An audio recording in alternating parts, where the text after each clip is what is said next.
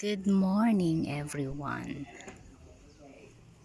So ang sarap talaga dito sa probinsya guys kasi umaga pa lang pagpapawisan ka na, hindi sa init ng panahon, kung hindi sa trabaho. So umaga pa lang nakapaggamas na ako dito sa harapan. Ayan, kung mapapansin nyo, mabilis tumubo yung damo. So dahil si Opal Beautiful is naglalaro dito lagi tuwing umaga. So pinalalabas ko na siya sa umaga para maglaro.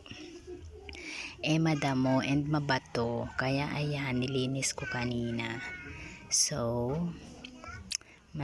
malinis na yung pinaglalaroan ni Opal Beautiful, and ako naman ay pinagpawisan na din.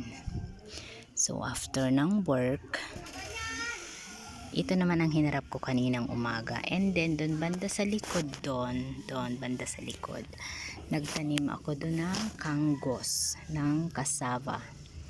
So that's all for today. Yan ang update ko ngayong araw sa aking YouTube channel. Please subscribe.